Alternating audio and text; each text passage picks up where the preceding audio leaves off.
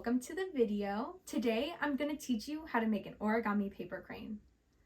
I first learned how to make an origami crane back in elementary school, but I did not fall in love with the project immediately. I didn't even finish it. I actually got upset and crumbled it up about halfway through because the paper wasn't folding the way it was supposed to. I hope this video is helpful if this is your first time making a paper crane or if you're returning to it after having an experience similar to mine. I was sure to include some tips that I wish I would have known back in elementary school to understand how the paper collapses into the final project. Well, thanks for tuning in, and now let's get to the video. Here's an overview of the steps that I'm going to be demonstrating. Alright, let's get into it. So you'll need a square piece of paper. I'm using origami paper, but you could use printer paper and cut that into a square. I like origami paper because you'll see here, one side has a design and the other side is blank. For our first fold, we'll need to rotate our paper so it's a diamond when we look down at it. Bring that bottom corner up to the top corner and line everything up. It's good to lightly press to ensure nothing's crooked before you do a permanent crease. When everything's lined up, firmly crease with your fingertip. Unfold the paper and repeat that again, rotating to make a diamond, bringing that bottom corner up to the top corner and using that same technique to make sure everything is lined up. I really enjoy origami because each step you take will guide the paper into collapsing into your final project. Now for our next two folds, we'll want to rotate the paper to where we're looking at a square. Bring that bottom edge up to the top and use the same techniques to ensure everything's lined up, lightly pressing, then firmly creasing. We'll repeat that step again, unfold, rotate, bring that bottom to the top.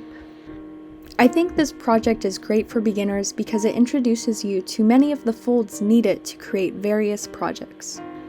Once I'm done folding, I'll unfold the whole project here. You'll see the creases we made, and then I'll flip to where I see the color, rotate to see a diamond, and we're going to force those two center diamonds behind the front and back diamond. If you are having trouble doing this fold, make sure you follow making the creases in the order I showed. It allows the most important creases to be the final creases we made.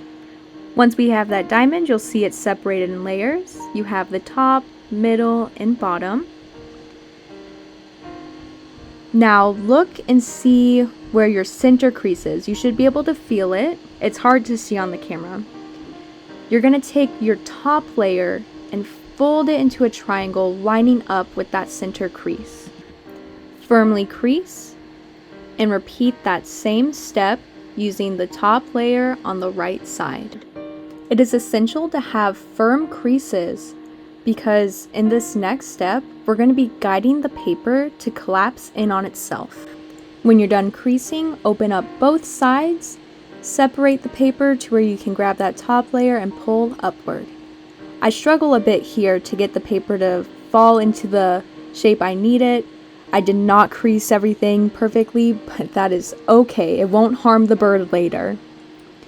Once I finally get it close enough to the shape I need it, I flatten everything and I'm going to go ahead and flip the paper over and repeat those same steps on the other side. Like I mentioned, it doesn't have to be perfect, but it definitely helps with this next step because I think it's one of the more difficult steps when you're first learning how to make an origami crane. You'll see here that I struggle a bit less when unfolding and repeating that step I had trouble with on the other side.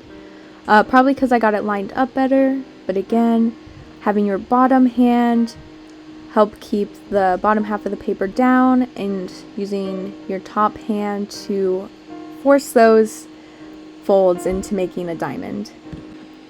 And as you'll see here, we have more layers again.